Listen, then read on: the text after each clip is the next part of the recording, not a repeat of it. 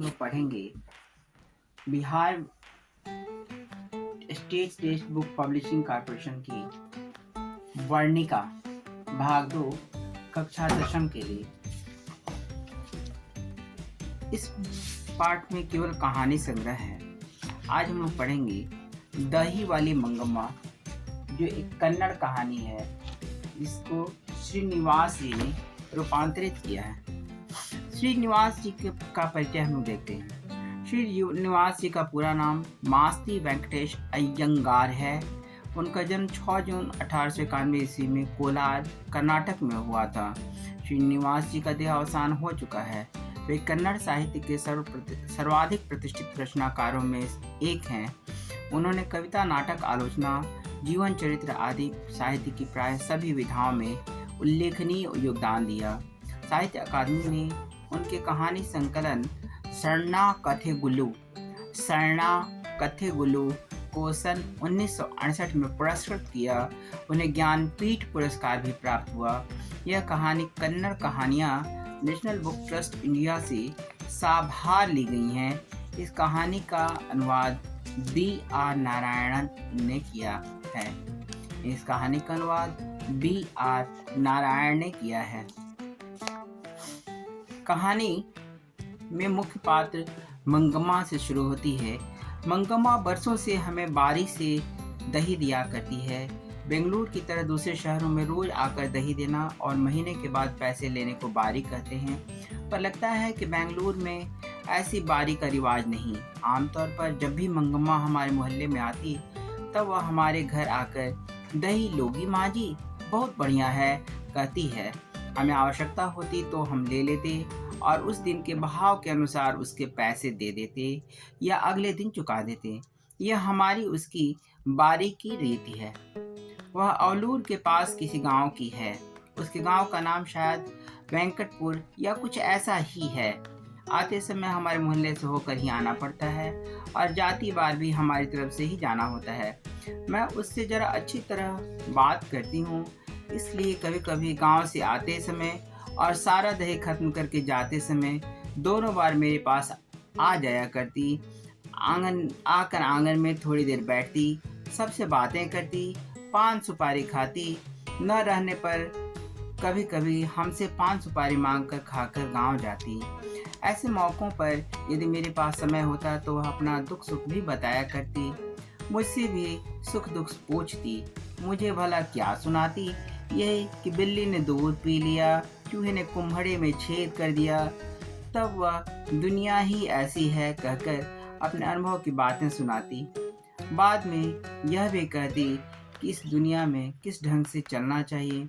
मंगम्मा मुझे अच्छी लगती।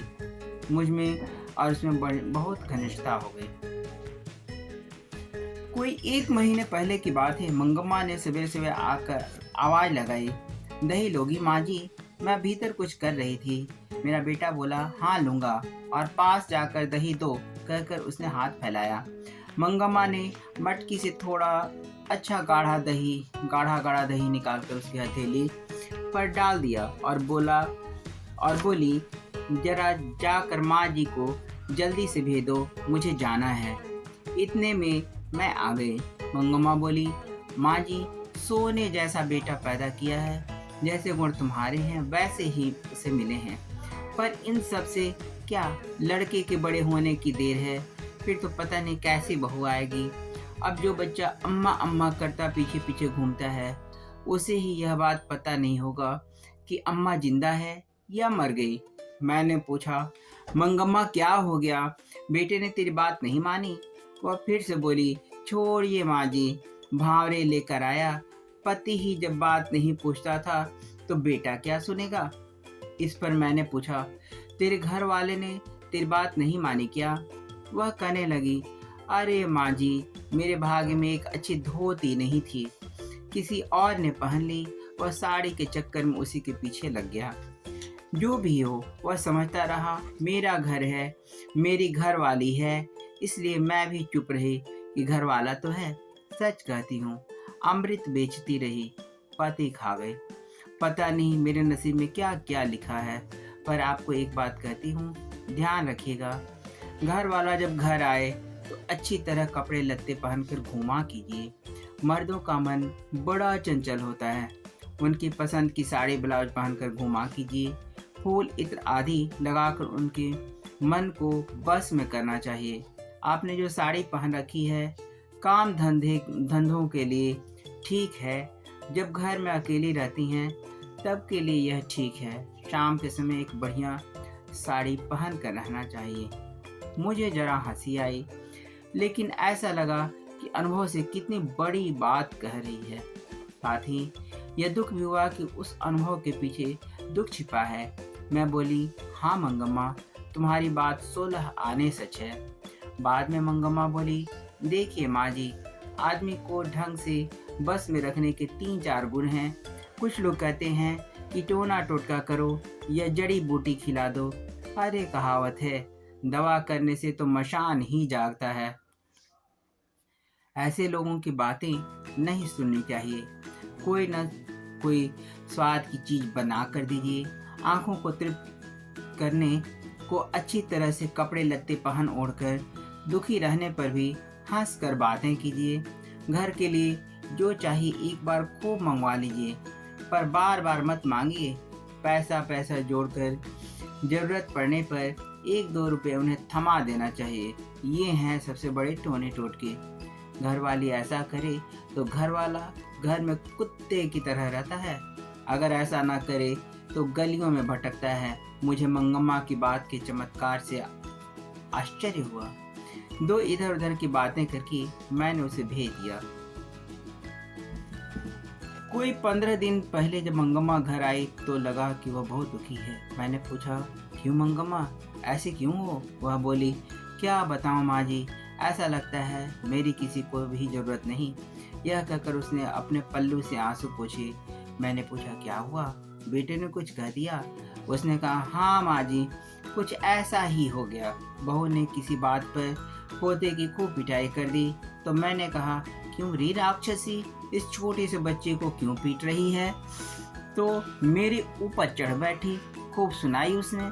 तब मैंने भी उससे कह दिया, मैं तेरे घर वाले की माँ हूँ, तो मुझसे इसी तरह जबान लड़ा रही है, आने तो दे उसे।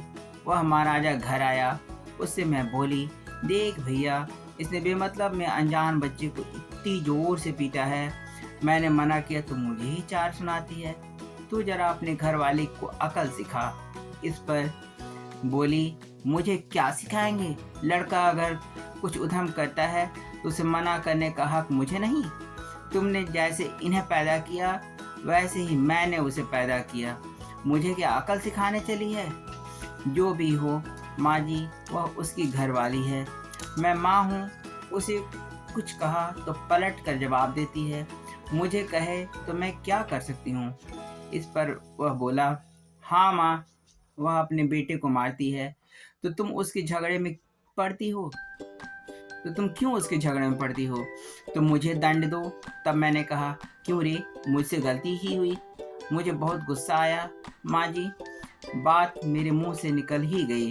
क्या कहता है रे, बीबी ने तुझ पर जादू फेरा है? वो बच्चे को पीटे तो भी ठीक है और मुझे गाली दे तो भी ठीक है, बहुत अच्छे।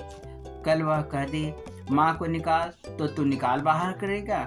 इस पर वह बोला, और क्या किया जा सकता है माँ, अगर तुम यह कहो कि घर वाली रहेगी तो मैं नहीं रहती और मैं रहूंगी तो घर वाली नहीं रह सकती, तो उस बेचारी को सहारा कौन दे?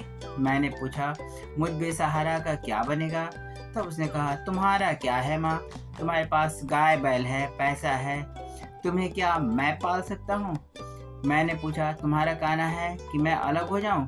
इस पर उसने साफ कह दिया, तुम्हारी मर्जी, अगर तुम अलग होना चाहती हो तो रोकूंगा नहीं, मैं तुम्हारे झगड़ों से तंग आ गया हूँ। इस पर मैंने कहा, अच्छी बात है बेटा, आज दोपहर से मैं अलग हो जाती हूँ, तुम अपने घर वाली के साथ सुख से रहो।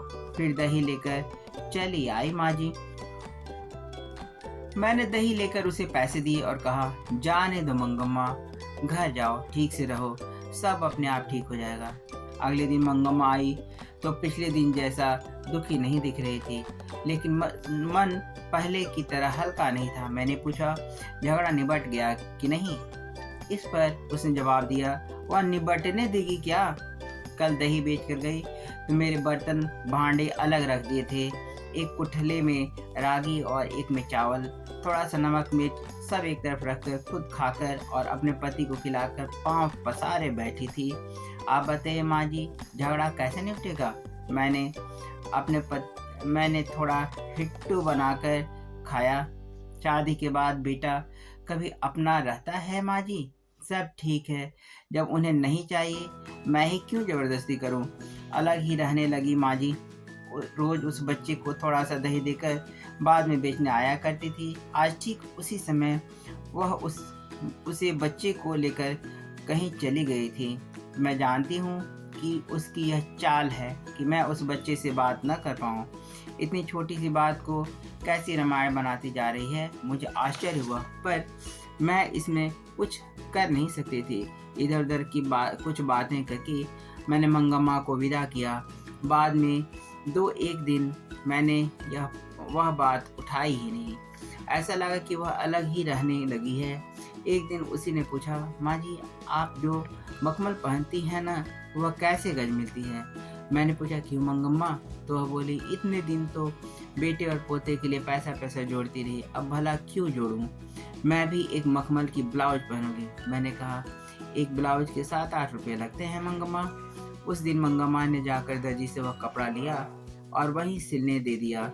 दूसरे दिन पहन कर आई, मुझसे कहने लगी, देखिए माँ जी, मेरा श्रृंगार घर वाले की रहते एक अच्छी साड़ी नसीब नहीं हुई, वह तो किसी और के पीछे लगा था। मैंने बेटे के लिए पैसे जोड़े, अब वह लड़का ऐसा हो गया, अब कैसा है मेरा श्रृंगार? मुझे लगा कि बेटे से अलग होने के कारण दुख से मंगम्मा को जरा मतिभ्रम हो गया है। जब ज़्यादा दुख आ जाता है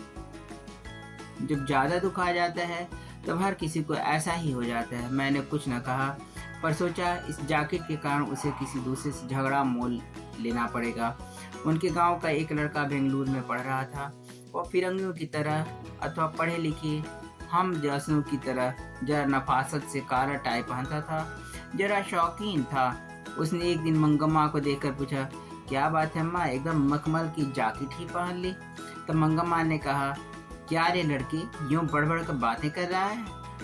तू गले में फांसी लटकाया घूमता है तो मैं जैकेट नहीं पहन सकती? दोनों में तू मैं हो गई। पास खड़े 4 लोग हंस पड़े। अगले दिन मंगम्मा ने यह बात मुझे सुनाई। दूसरों की बात तो दूर, उस बहू ने भी मंगम्मा को सुनाते हुए कहा था, बहू को एक जैकेट सिलाकर नहीं दी, सास अलग हो गई और अब मखमल की जैकेट पहनने लगी है। मंगम्मा ने ब्याह में बहू को कर्णफूल, कड़े झुमकी, कान की जंजीर, कंठी और तगड़ी सब दिया था। बाद में भी साल के साल कोई न कोई गहना बनवा देती थी। वह तो बहू को याद नहीं रहा। मंगम्मा उसकी बात सुनकर 1-2 बार चुप रही। बाद में वह अपने को रोक न पाई। एक दिन रात को जाकर बेटे से कह दिया, तेरी घर वाली बड़ी बड़ी बातें बनाती है, मेरी जैकेट पर ताने कसती है, कहती है मैंने उसे कुछ भी नहीं दिया। क्या मैंने कुछ नहीं दिया? कड़े, कर्णफूल, झुमकी, पदक, क्या यह सब मेरे दिए हुए नहीं? बहू ने पति को बोलने का मौका ही नहीं दिया। वह बोली, अब तो घर वाला भी नहीं, ऊपर से बुढ़िया भी हो गई हो, अब कर्णफूल और तगड़ी पहनोगी? ले जाओ पहन लो। बैठे पति ने उससे कहा, क्यों री, तू बकवास किए जा रही है?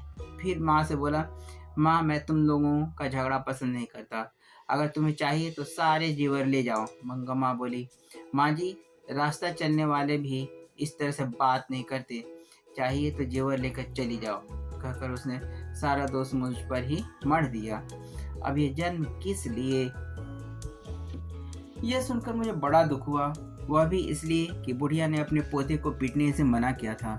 भला यह सब क्या हो रहा है? बात मुझे बाद में समझ में आई। जहाँ भी देखो झगड़े का कारण ऐसा ही होता है। जब कोई एक दूसरे को पसंद नहीं करता तब छोटी बातें भी बड़ी हो जाती हैं, बेकार के झगड़े उठ खड़े होते हैं, उससे संबंधित सभी लोगों को बेहिसाब दुख उठाना पड़ता है। कुछ दिन बाद एक दिन मंगम्मा बोली, माँ जी आप बहुत भली हैं, मेरे पास थोड़े से पैसे रखे हैं, उसे कहीं बैंक में रखवा दीजिए। उन पर कई लोगों की आंखें लगी हैं। मैंने पूछा, ऐसा क्या हो गया? वह बोली, माँ जी, कल ही की बात है, हमारे गांव में रंगप्पा नाम का एक आदमी है। वह कभी कभार जुआ हुआ खेलता है, बड़ा शौकीन तबीयत का है। मैं तब दही लेकर आ रही थी तो कहीं से टपक पड़ा और पूछने लगा, क्यों मंगम्मा, अच्छी तो हो? मैंने कहा, क्या अच्छा क्या बुरा, जो है तुम्हें पता नहीं? वह बोला, हाँ भाई, तुम्हारा कहना ठीक है। आज के ज़माने में भला कौन सुखी है? आजकल के लड़कों की जवान का क्या ठिकाना। हमारी उम्र के लोगों को तो बस देखते ही रहना ही पड़ता है, और कर भी क्या सकते हैं। वह वैसे ही साथ चलाया। रास्ते में अमराई का कुआं है, वहाँ से गुजरते समय मुझे डर सा लगा। मैं सोचने लगी, पता नहीं यह क्या कर डालें। आंटी में काफ़ी पैसे थे, कहीं इसीलिए तो पीछे पीछे नहीं आया। वही बोला, जरा चूना दोगी? मैंने दे दिया। वह लेकर चला गया। आज भी आते समय वहीं आकर मिला। माँ जी इधर उधर की बातें करता करता बीच में बोला, मंगम्मा, मैं जरा तकलीफ में हूँ, थोड़ा सा कर्ज दोगी? इस बार रागी बेचते ही लौटा दूंगा। मैं बोली, अरे भैया, मेरे पास पैसे कहाँ? तब वह कहने लगा, जाने दो मंगम्मा, क्या हमें पता नहीं?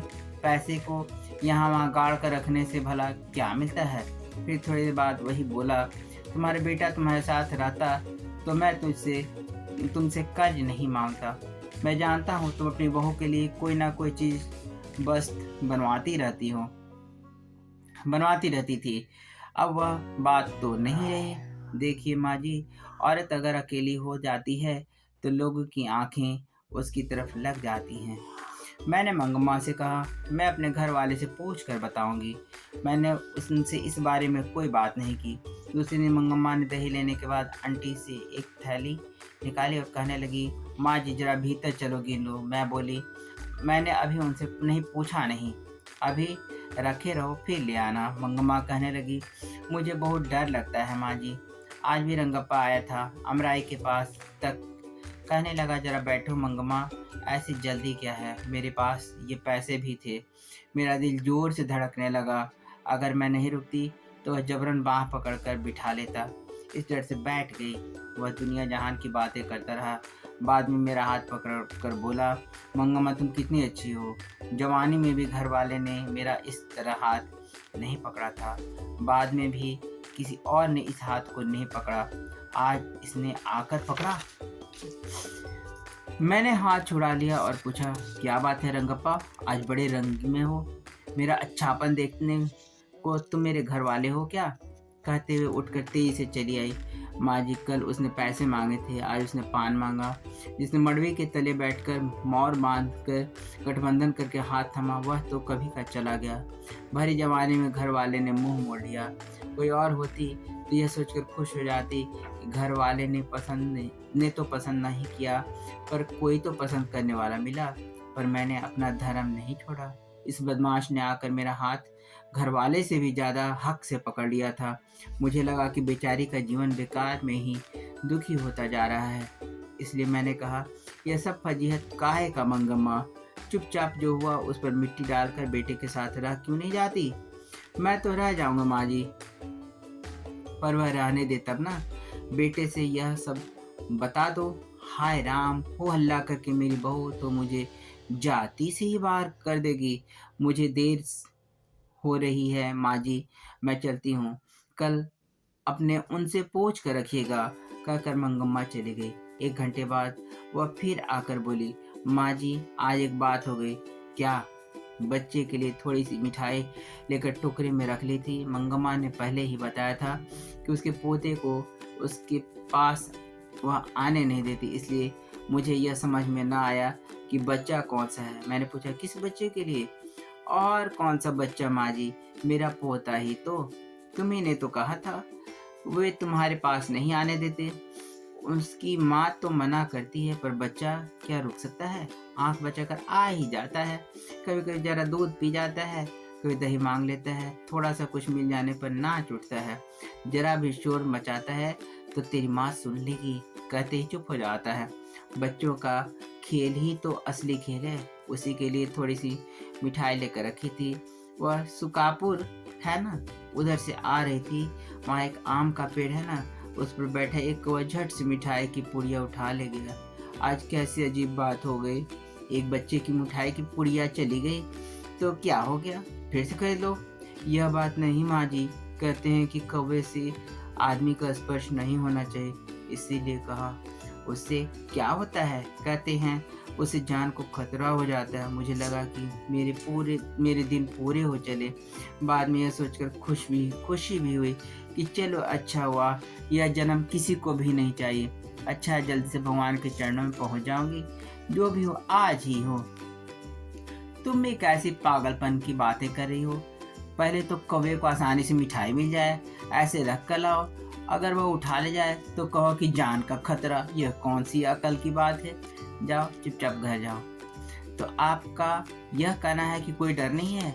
डर वर कुछ भी नहीं, जितना झगड़ा होता है उम्र बढ़ती है। दोबारा उस बारे में मत सोचो। हंसते हंसते घर जाओ। मंगम्मा चली गई। मैं उसकी मानसिक स्थिति सोचकर आश्चर्यचकित थी। बेटा चाहिए, बहू चाहिए, पोता चाहिए, साथ ही वह घर की बड़ी है। यह लालसा छूटी नहीं। जीवन के प्रति एक विचित्र सी ऊब है। फिर भी मरने की इच्छा नहीं और अनिच्छा प्रकट करने का मन भी नहीं। हम सोचते हैं ये गांव के लोग हैं, कुछ जानते नहीं, कोई लुकाव छिपाव नहीं। तो भी लोगों की मानसिक स्थिति के पीछे परतों पर परतें हैं। बड़े घर में छोटा घड़ा समाया है। मैंने सोचा यह कैसा नाटकीय सूत्र है। मंगम्मा जब फिर से घर आई तो उसने एक समाचार दिया। अब पोता अपने माँ बाप को छोड़कर उसके पास आ गया है। वह बहुत खुश थी। उसके साहस की प्रशंसा करते हुए बोली, बित्ते भर का छोरा है, माँ को छोड़कर चले आने का मतलब क्या है। कल दोपहर को आए लड़के ने कह दिया, फिर से माँ के पास नहीं जाऊंगा। इतने दिन चोरी चोरी आया करता था। जब वह घर नहीं पहुंचा तो माँ ने आकर शोर मचाया, पीटने की धमकी दी। मैं नहीं जाऊंगा कहकर वह मेरी टांग पकड़कर खड़ा हो गया। और कोई चारा न देकर मैंने कहा, जा बेटा। उसके बाप ने भी आकर बुलाया, पर मैं नहीं जाऊंगा कहकर वह मेरे पास ही रह गया। माँ जी 10 दिन से अकेले घर में सोती थी। जरा डर भी लगता है। जो भी हो, मर्द का बच्चा है। देखो भगवान ने उसको कैसी अकल दी। जवान बेटे ने मुंह मोड़ लिया और यह बित्ते भर का पोता मैं तो हूँ, तुम चिंता मत करो कहकर आ ही गया। बहू ने तो सारी रात महाभारत मचाया। लाख जोर लगाने पर भी वह नहीं गया। सुबह यहाँ आते समय तो अकेला कैसे रहेगा कहकर उसे उसकी माँ के दरवाजे पर ले जाकर खड़ा किया। जब वह भीतर चला गया तब मैं यहाँ आई। अब अगर वह बच्चे को पीटे तो क्या करोगी। अरे माँ जी, क्या उसे इस बात की खुशी नहीं होगी कि बेटा एक बार तो घर आया है। पास रहे तो मारने को मन करता है। देखो माँ जी, जब हम इकट्ठे थे तब मुझे यह नहीं लगा कि मेरी बहू सुंदर है। अब दूर से देखती हूँ तो उसकी भौहें चढ़ी ही रहती हैं। वैसे बड़ी सुंदर दिखाई देती है। इसीलिए तो मेरा बेटा उस पर लट्टू है। वह भी ऐसा ही है। तब वह यह बात नहीं पता नहीं चलता था कि कब घर आता है और कब खेत पर जाता है। अब मैं घर के दरवाजे पर बैठी है देखती रहती हूँ। इतनी जल्दी क्यों चला गया, इतनी देर तक क्यों नहीं आया। माँ जी, उसे भी तो ऐसा ही लगता होगा ना। यदि वह पीटेगी तो कल दही बेचने निकलूंगी तो मेरे साथ ही चला आएगा। 9 महीने पेट में रखकर पीठ सहकर पैदा किए बच्चे को छोड़ देगी। मुझे यह सोचकर आश्चर्य हुआ कि वह कितनी दूर तक सोचती है। मुझे लगा कि कुछ दिनों में उनका झगड़ा निबट जाएगा और सभी सुखी रहेंगे। हुआ भी ऐसा ही। 2 दिन बाद लड़का माँ के पास गया, पर उसके दूसरे दिन ही दादी के साथ मैं भी बेंगलुरु जाऊंगा कहकर जिद पकड़ ली। बेचारी बुढ़िया के लिए सिर पर दही की मटकी भरा टोकरा और गोद में पोते को लेकर 3 मील चलना असंभव था। उसकी समझ में न आया कि क्या करे। बेटे और बहू ने आकर समझाया, उस दिन हमसे गलती हो गई। तुम भी गुस्सा करके यूं रहोगी तो कैसे चलेगा माँ। गांव के 4 बड़े बूढ़ों ने भी उसे समझाया। वह भला क्यों अपना बड़प्पन खोती। मंगम्मा अपनी इच्छा से ही फिर खुशी खुशी अपनी बहू के साथ रहने लगी। परंतु पोता तो दादी के पास ही रहने की जिद पकड़े बैठा था। इसलिए एक नया प्रबंध शुरू हुआ। शुरू से ही दूध दही का व्यापार मंगम्मा के हाथ में था। बहू के आने पर भी मंगम्मा ने उसे अपने हाथ में ही रखा। जब कोई बहू बनकर आती है तो घर के खाने पकाने की जिम्मेदारी भी उस पर पड़ती है। वास्तव में यह थी कि दही बेचने पर 4 पैसे हाथ आते थे। अब पोते ने सदा दादी के पास रहने की हट पकड़ी थी। बहू बोली, इतनी धूप में इस उम्र में तुम क्यों बाहर जाती हो? भला कितने दिन तक यह काम कर सकोगी? घर में ही खाना पीना बनाकर मालकिन की तरह रहो। दही बेचने का काम मैं देख लेती हूँ। ठीक है, कह दिया। साथ ही यह भी कहा कि कभी कभार मैं चली जाऊंगी, रोज जाने का काम तुम ही करो। एक दिन सास बहू दोनों आई। एक की गोद में बच्चा था, दूसरी के सिर पर मटकी वाला टोकरा। यही है माँ जी मेरी बहू, बुढ़िया बेचारी अकेली क्यों रहे? सोच कर इसने फिर से मुझे अपने साथ बुला लिया। साथ ही यह भी कहा कि तुम बेकार में धूप में मत घूमो। मैंने भी मान लिया है, आगे से ही दही बेचने आएगी। यह बताकर मंगम्मा ने बहू को हमें दिखा दिया। मैंने सास और बहू से बात करके और संयम से काम लेना चाहिए कहकर 2 बातें अकल की समझाकर दोनों को 5 सुपारी देकर भेज दिया। आजकल वह बहू ही दही लाया करती है। सास के बारे में इतना सब सुना, अब बहू क्या कहती है यह जानने की उत्सुकता मुझे हुई। इसलिए एक दिन मैंने कहा, अरे नंजम्मा, तू तो बड़ी समझदार है। क्या सास को निकाल देना ठीक है? सास को निकाल देने को मैं क्या राक्षसी हूँ माँ जी? सास हो जाने का मतलब सब बात उनकी ही रहनी चाहिए क्या? अपने बेटे को मर्द भी न माने तो वह नामर्द नहीं हो जाएगा? यह मेरा घर वाला है, मैं उसकी पत्नी हूँ। भला मैं घर कैसे चलाऊँ? यह ठीक है कि उन्होंने जन्म दिया, पाला पोसा, चाहे तो वे अपने बेटे पर अपना हक रखें, मैं चुप रहूंगी। पर मैं अपने बेटे को भी मार नहीं सकती, तो मैं कहाँ की बहू रही? बेटा तुम्हारा है, यह जताने को पीटना जरूरी है क्या?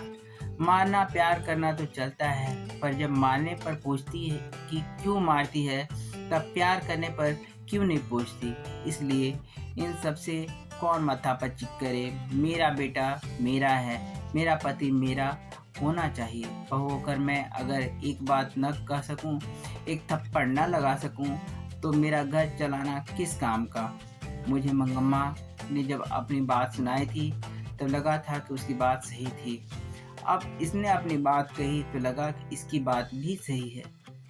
मैंने पूछा, तो अब तुम्हें घर में कुछ छूट मिली?